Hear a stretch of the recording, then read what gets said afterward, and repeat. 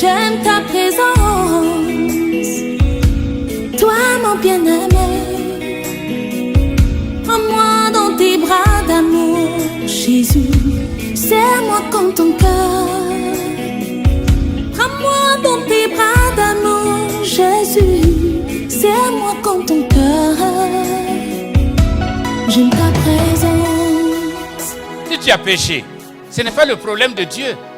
Dieu a donné la portion magique pour la solution de ton péché. Regarde à la croix.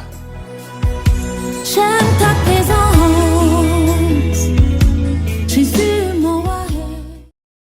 Je vous propose comme texte ce soir, Actes chapitre 20, verset 35 et Éphésiens 4, 32. Nous reviendrons à la lecture. Actes chapitre 20, verset 35 nous dit « Il y a plus de bonheur à donner qu'à recevoir ».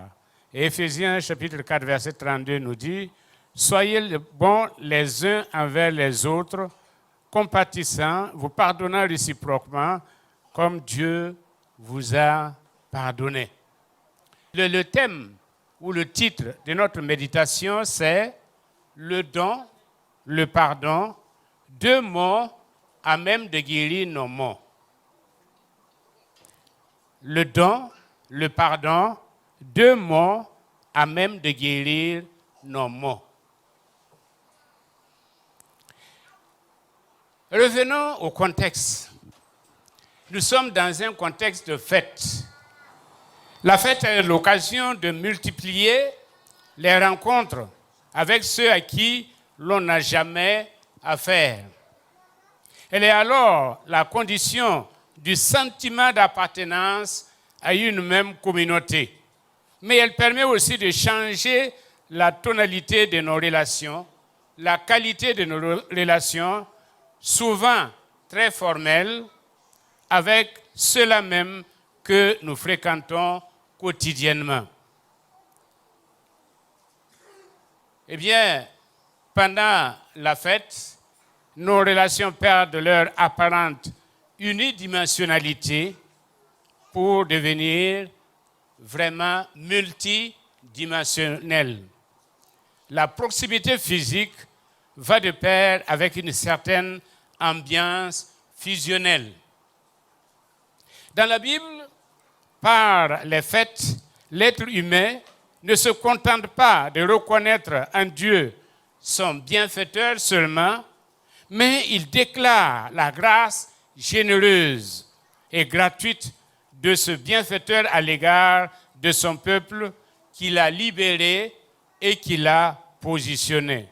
Nous voyons ça dans Exode, chapitre 10, verset 2. La joie exprimée est sincère. L'engagement religieux n'étant pas incompatible avec l'appréciation des choses matérielles données et reçues. Lévitique 23, verset 40. L'attitude des participants est conforme à leur éthique religieuse. L'Israélite se présente à la fête non seulement comme le bénéficiaire de la grâce divine, mais aussi comme celui qui répond au Seigneur en fonction de la bénédiction qu'il a reçue. Et avec un cœur disposé à partager cette bénédiction avec son voisinage et avec les moins nantis. C'était l'occasion de remise de dettes. C'était l'occasion de libération des prisonniers. Par exemple, le jubilé. Le décor planté, revenons à nos deux textes. D'abord, le don. Paul dit, il y a plus de joie, plus de bonheur à donner qu'à recevoir. On a toujours dit, c'est la loi du boxeur. Il y a plus de bonheur à donner qu'à recevoir. Mais c'est un principe biblique. C'est un principe biblique. Donner, c'est offrir sans contrepartie un objet, de l'argent, un bien matériel ou immatériel à quelqu'un, sans contrepartie. Le synonyme de donner, du don, c'est la charité, c'est l'aumône, c'est l'offrande, etc. Pour les philosophes, si la destinée de l'homme est purement matérielle, le don est irrationnel. Mais si sa destinée est spirituelle, le don devient rationnel, car alors le plaisir de donner équivaut au plaisir de posséder, car le don traduit la qualité des relations.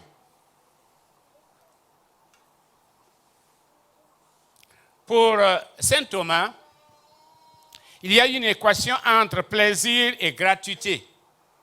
Donner gratuitement et prendre plaisir dans le plaisir de l'autre.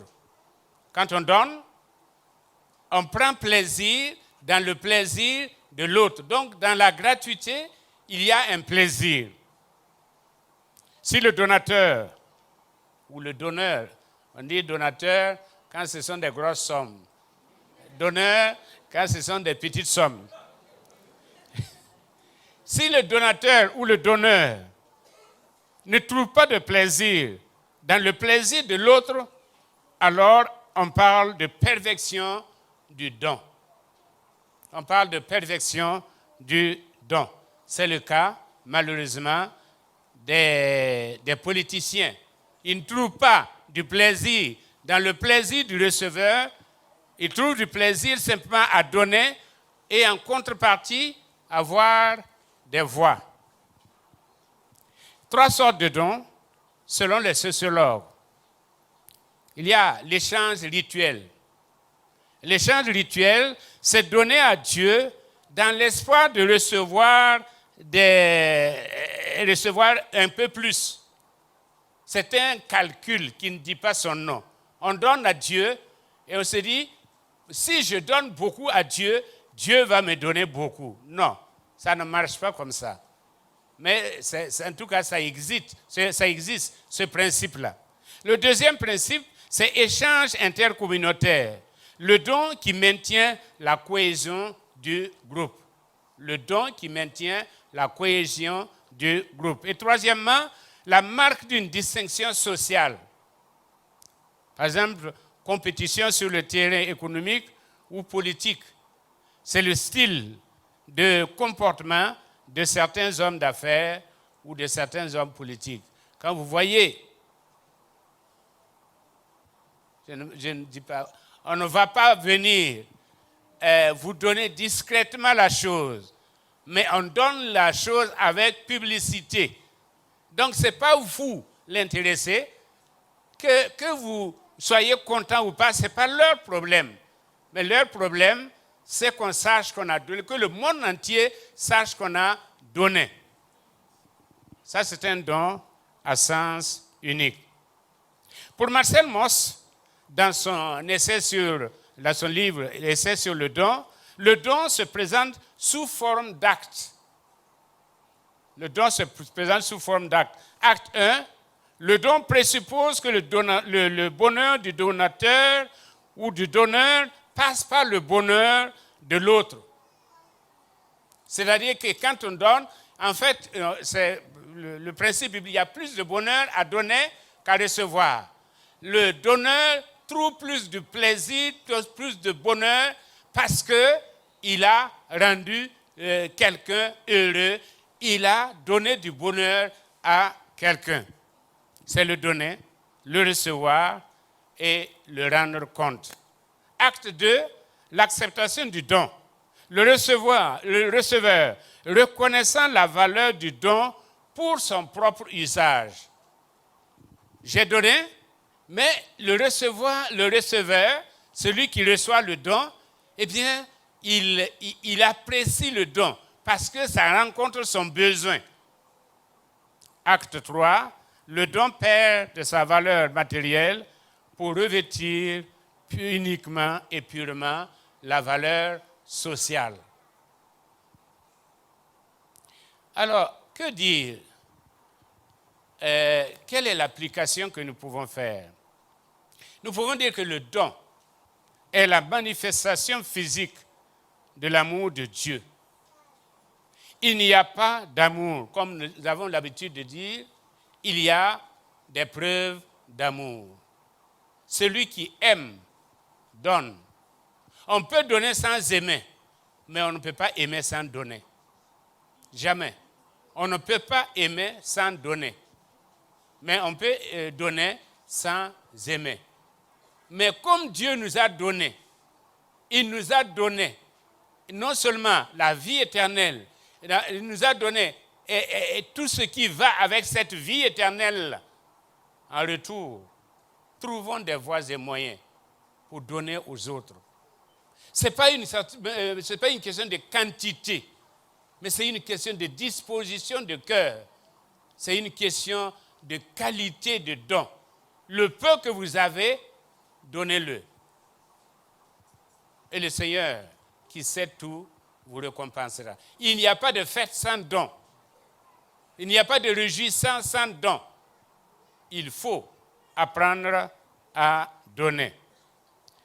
Comme nous l'avons dit souvent, ce que j'ai gardé, je l'ai perdu. C'est l'épitaphe sur une tombe. Ce que j'ai gardé, je l'ai perdu. Ce que j'ai dépensé, je l'avais. Ce que j'ai donné, c'est ce que j'ai. Que le Seigneur nous fasse comprendre que le don est de Dieu, parce que Dieu lui-même s'est donné. Et il a donné son Fils et nous invite à donner. Il y a des gens qui ont le don de recevoir, mais n'ont jamais le don de donner. Et il y a quelqu'un qui a demandé de prier pour moi, parce que j'ai un défaut, je peux mourir avec ça. Il dit, je ne peux pas donner.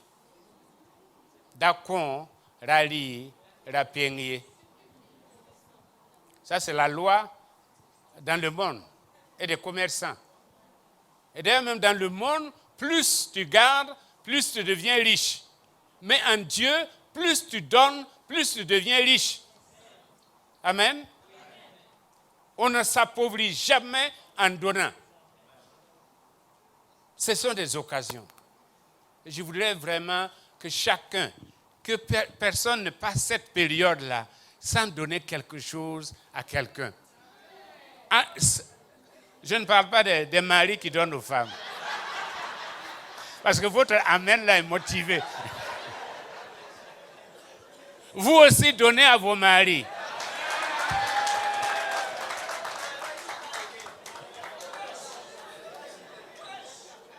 Amen.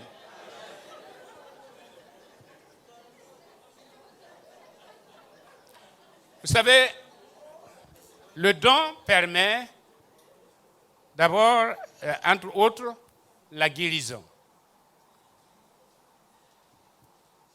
Le don permet la guérison.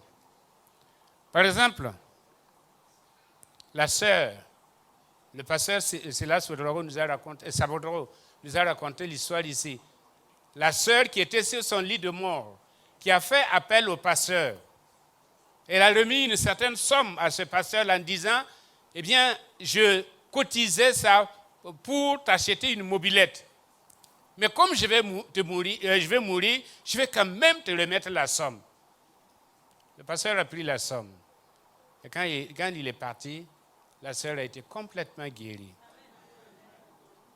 C'est le don qui a provoqué sa guérison. Tel qui donne et est enrichi, tel qui retient et s'appauvrit. C'est un principe biblique. C'est un principe biblique. Et l'enfant de Dieu doit être un donneur. Pas seulement un donneur universel. Pas seulement de sang, mais aussi d'argent et de tous les moyens. Le don peut remplacer la prière. Et je raconte une histoire qui m'a été racontée. C'est l'histoire d'une sœur qui s'apprêtait à aller à une réunion de prière. Et vous savez ce que le Seigneur lui a dit? Le Seigneur lui a dit, au lieu d'aller à la réunion de prière, Eh bien, l'argent que tu as, elle avait 1000 francs. Cette histoire est connue de certaines personnes. Elle avait 1000 francs. Et le Seigneur lui a donné exactement ce qu'il fallait acheter avec les 1000 francs-là, en disant, tu vas faire ça et tu vas préparer pour le serviteur de Dieu.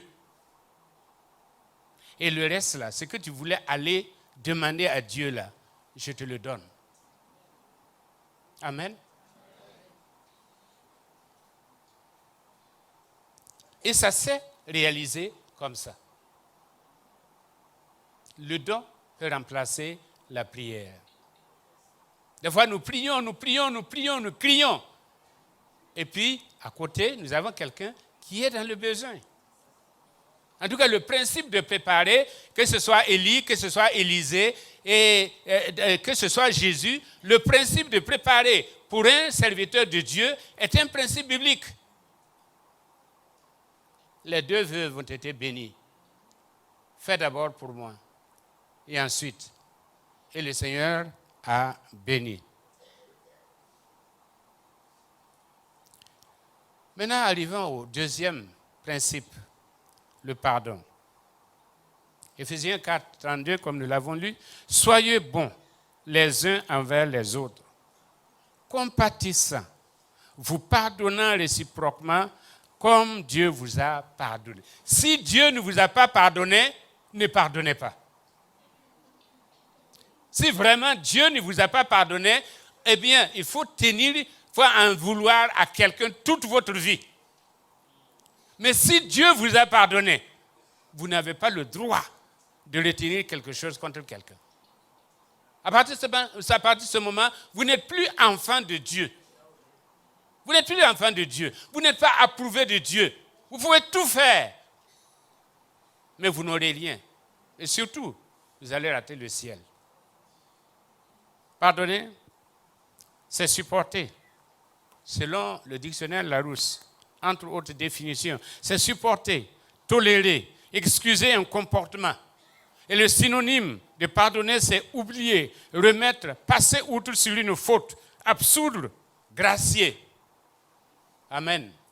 N'est-ce pas ce que Dieu a fait pour nous? Si je suis là, c'est par la grâce de Dieu. C'est par la grâce de Dieu. Le pardon constitue le fond biblique de la foi chrétienne. C'est le pardon qui constitue le fond biblique de la foi chrétienne. Même les alpazines tab mahma yemra, winning pas sobo. Ziga han sobré. Yam konzine taba. Si nous voulons être sous le même toit que Dieu, et surtout si nous voulons hériter du royaume des cieux, apprenons à pardonner. Peuple de Dieu, c'est un cri de cœur basé sur la parole de Dieu. Parce que nous passons à côté, comme Soren Kierkegaard l'a dit, Dieu nous cache les choses en les mettant à côté de nous.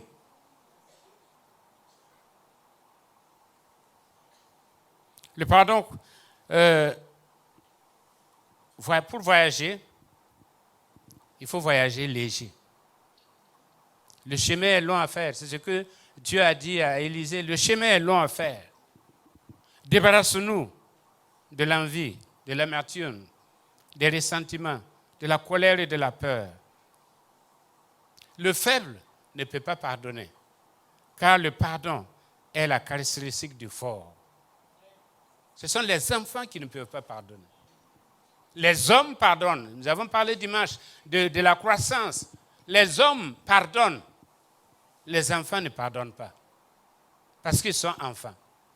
Et tout tourne autour de leur intérêt. Mener une vie sans pardon, c'est comme conduire une voiture avec les freins à main en marche. Ça grince. Ça grince. Tandis que si on pardonne, ça roule normalement. Et ça coule. Le pardon est notre besoin le plus profond et devrait être notre plus grande réalisation. Le pardon, c'est la clé à ma paix personnelle. Quand je pardonne, je suis en paix avec Dieu. Et si je suis en paix avec Dieu, je suis en paix avec moi-même. Le pardon libère et génère la liberté. C'est humain de punir, c'est divin de pardonner. C'est humain de punir, c'est humain, je dirais, c'est humain de haïr, c'est divin d'aimer et de pardonner. Nous voulons le test, en tout cas pour nous pasteurs, le test d'un enfant de Dieu, d'un chrétien mûr, c'est la capacité à pardonner. La capacité à pardonner. Quand vous revenez, et même les pasteurs n'échappent pas, quand vous revenez toujours sur la faute, ça veut dire que vous n'avez pas pardonné. À chaque conversation, vous revenez sur la faute. Un tel a fait ça, un tel a fait ça. Si Dieu revenait sur tes fautes,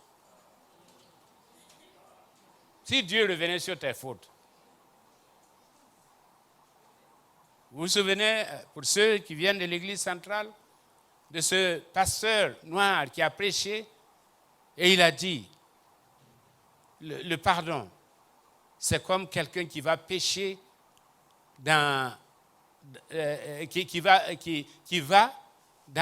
pour aller pêcher dans un fleuve.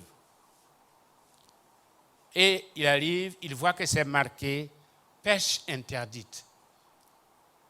C'est-à-dire que tu n'as pas le droit d'aller pêcher, repêcher, ressortir quelque chose dans le passé. Pêche interdite. Il n'y a pas de plus grande vengeance que le pardon complet. Vous voulez vous venger de votre ennemi? Pardonnez-le. Et je reviens encore avec l'exemple, c'est le pasteur qui m'a rappelé ce que j'avais dit et que j'ai oublié. Le charbon ardent. Le charbon ardent. Vous trouvez quelqu'un qui est sur le point de couler, dont le feu est mort. Il se promène avec des charbons morts. Et vous allez mettre du feu, de votre feu, sur son charbon à lui, pour ranimer le charbon. Lui donner une seconde chance. Ça, c'est la plus grande des vengeances.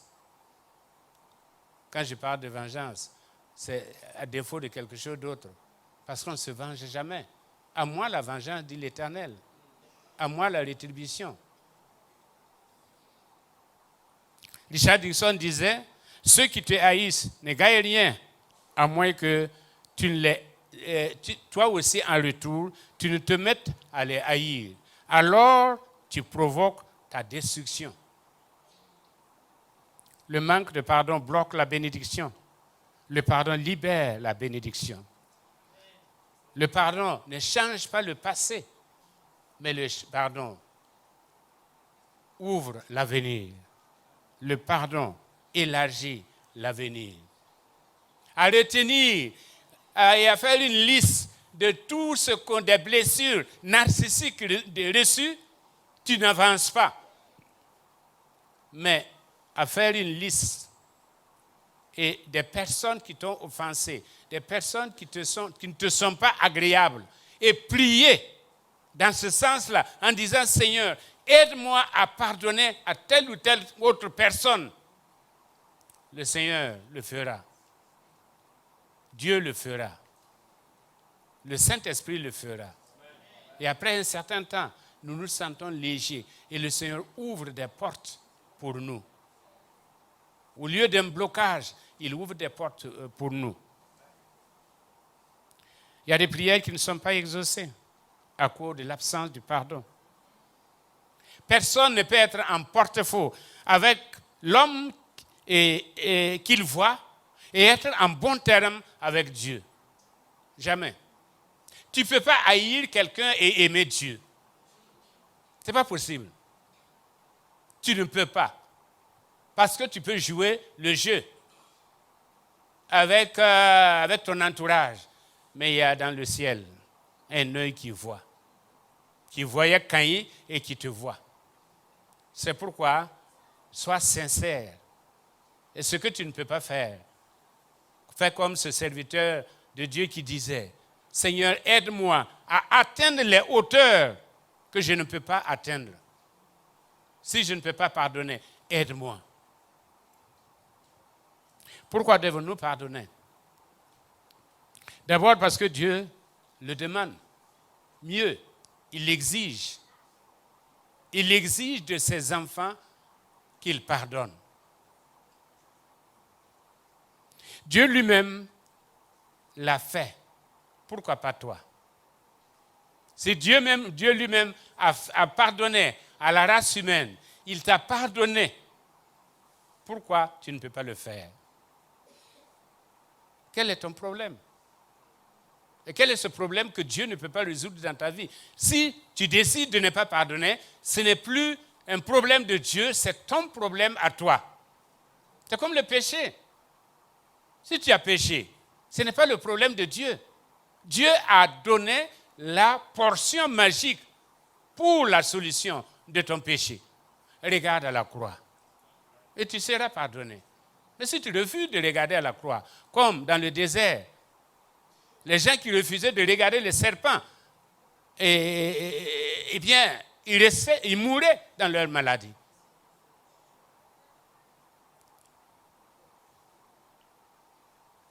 Le non-pardon montre que nous n'appartenons pas à Dieu. Nous sommes au diable. Il n'y a pas autre chose, il n'y a pas autre mot pour définir. Le manque de pardon montre que nous n'appartenons pas à Dieu. Nous appartenons au diable. Nous sommes loin de Dieu. C'est pourquoi on dit souvent qu'il y a beaucoup qui viennent à l'église, mais peu vont à Christ. Beaucoup viennent à l'église, mais peu vont à Christ. Parce que l'église, peut-être qu'on est né chrétien. Enfin, on est né dans une famille chrétienne. On a grandi en allant à l'église. On ne peut pas aller ailleurs qu'à l'église. Mais cela ne veut pas dire que nous sommes profondément chrétiens et que nous aimons profondément notre Dieu. Non. L'église peut être une habitude parmi toutes les autres habitudes, sans nous conduire réellement à Christ. Si nous refusons de pardonner, la résultante, c'est que Dieu aussi refuse de nous pardonner. Si tu ne peux pas dire, pardonne-moi mes offenses, s'il n'y a pas le comme, ce n'est même pas la peine de demander pardon. Ce n'est même pas la peine de demander pardon. S'il n'y a pas le comme, pardonne-moi mes offenses, comme moi aussi, je pardonne à ceux qui m'ont offensé. S'il n'y a pas ce comme-là, ce n'est pas la peine de prier. Dieu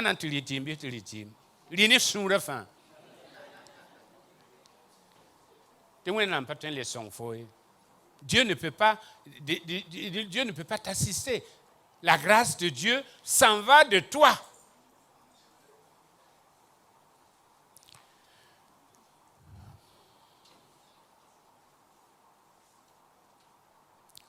La Bible dit, si tu vas au temple pour offrir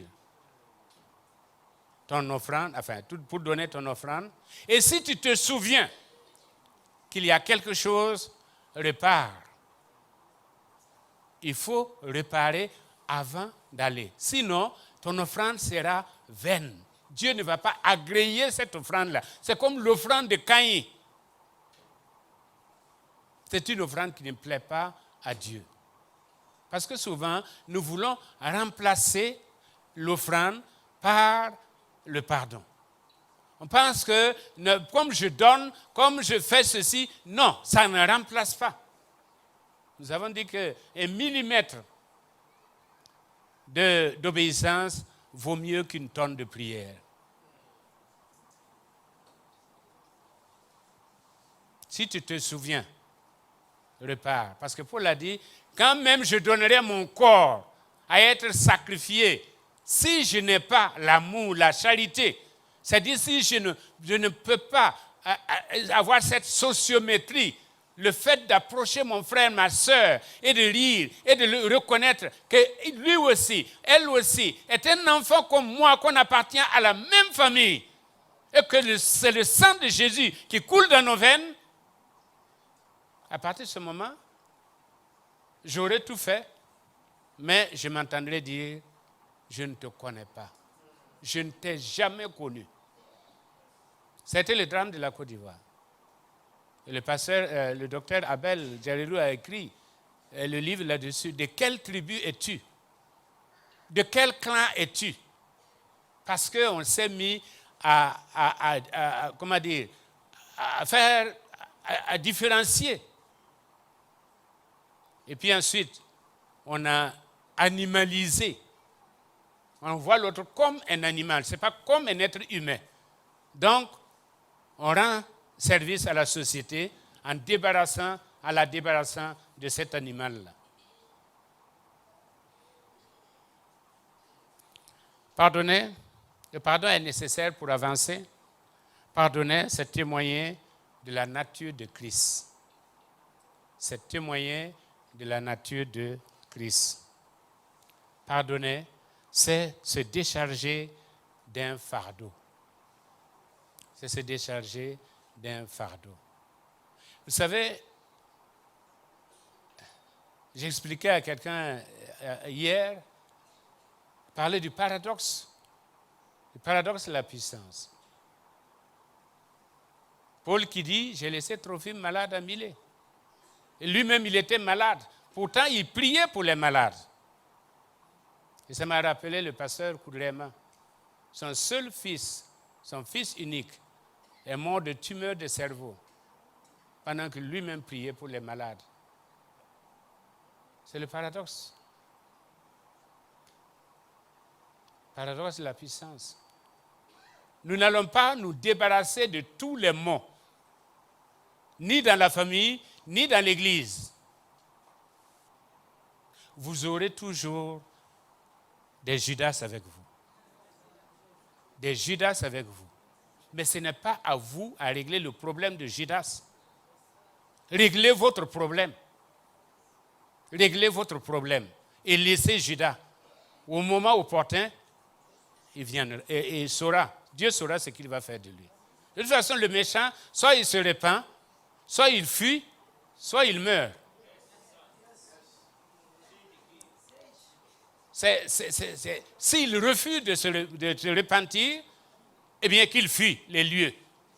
Sinon, il ne tiendra pas devant la présence de Dieu.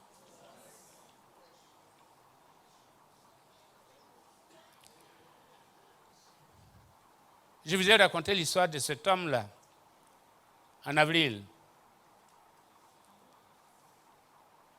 qui a été rencontré par un autre homme. Celui-là était assis à l'ombre et il voyait ce vieux-là au soleil. Il l'appelle, il donne de l'eau à boire et lui demande « Qu'est-ce qui vous motive? Qu'est-ce qui fait que vous vous déplacez sous ce soleil-là » Il a dit « Je cherche mon ennemi. » Je cherche mon ennemi, non pas pour lui faire du mal, mais pour lui faire du bien. Parce que lui, il abonde dans le mal. Mais je vais lui prouver que moi, j'abonde dans le bien. Sois supérieur à celui ou à celle que tu reproches, que tu n'aimes pas. Sois supérieur. Montre que tu as l'Esprit de Dieu en toi.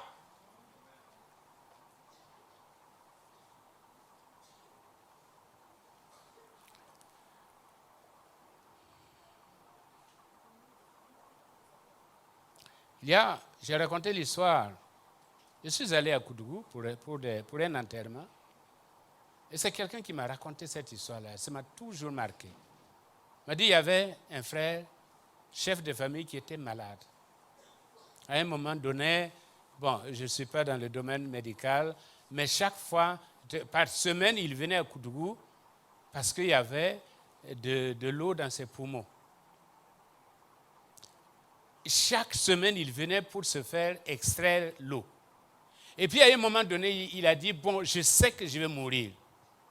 Il a appelé toute sa famille. Il a réuni toute la famille. Il a demandé pardon à toute la famille. Et ça a été l'occasion pour sa femme aussi de demander pardon. Ça a été un temps de réconciliation, de pardon. Et à partir de ce jour, l'homme a été complètement guéri. L'homme a été guéri à cause du pardon. Éphésiens continue en disant que toute amertume, que tout ce qui vous bloque soit enlevé du milieu de vous. En conclusion, je dirais, dans les fêtes bibliques, chaque fois que le peuple se réunissait, c'était pour donner et pour pardonner. On sait qu'il y a un petit coursan rukne bane yalman zindi. Si pendant les funérailles, si les funérailles se terminent bien, il y a eu quelqu'un qui a joué le fou du roi, qui a joué à l'idiot, qui entend comme s'il n'entendait pas, qui voit comme s'il ne voyait pas, qui passait outre les offenses et autres. L'expression catholique que j'aime, c'est, dans le milieu catholique, on parle de donner et recevoir le pardon. Donner et recevoir le pardon. Tout comme il parle de donner et recevoir la paix. Donner et recevoir le pardon. Il n'y a pas de fête, il n'y a pas de réjouissance populaire sans don et sans pardon. En fait, le pardon est le premier et le plus grand des dons. C'est le plus grand et le premier des dons. C'est pourquoi, parents, pardonnez et recevez le don de la part de vos enfants. Marie, donnez et recevez le don de la part de vos épouses. Femmes, donnez et recevez le pardon de la part de vos époux. Pasteurs, donnez et recevez le pardon de la part des fidèles. Diacres, donnez et recevez le pardon de la part des gens que vous gérez et qui vous blessent. ASC, donnez et recevez le pardon. Je ne dirai pas de la part du maire. Mais en tout cas, donnez et recevez le pardon. Mais donnez et recevez le pardon. Jade, donnez et recevez le pardon. Dénade, donnez et recevez le pardon. Vous, les moniteurs qui encadrez les enfants, ce n'est pas tout le jour que vous êtes compris. Des fois, vous êtes pris à partie, alors que vous voulez aider ces enfants à grandir dans la crainte de l'Éternel. Donnez et recevez le pardon. La grandeur d'un homme se voit dans la façon dont il traite les petits. La grandeur d'un homme se voit dans la façon dont il traite les petits. Et qu'il traite les offensés. Et qu'il traite ceux qui sont humiliés par la faute.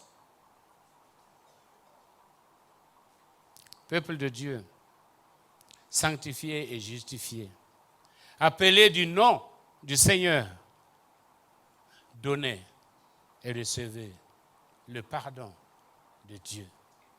Le don et le pardon, c'est deux mots qui peuvent guérir nos maux à nous. Que le Seigneur nous bénisse. Amen.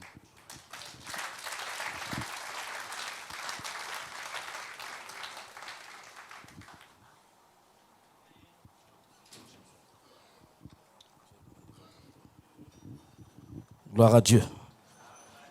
Nous devons pardonner à ceux qui nous ont offensés. Nous devons pardonner et aimer de la charité qu'ils offrent en nous. Toutes choses nouvelles, chaque jour un peu d'amour comme des témoins fidèles. Nous devons pardonner à ceux qui nous ont offensés. Nous devons pardonner et aimer de la charité. Christ est mort sur la croix. Nous devons avoir la foi. Il nous a justifiés. Oh, nous devons le glorifier. Oh, Christ est mort sur la croix.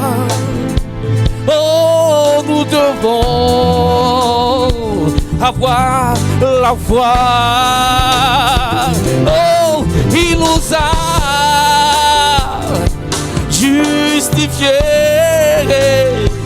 Oh, nous devons le glorifier. Il faut pardonner. Il faut pardonner. Il faut pardonner. Il faut pardonner. Il faut pardonner. Il faut pardonner. Il faut pardonner. Il faut pardonner. Il faut pardonner. Oh, il faut pardonner. Il faut pardonner. Il faut pardonner. Il faut pardonner. Il faut pardonner. Alléluia.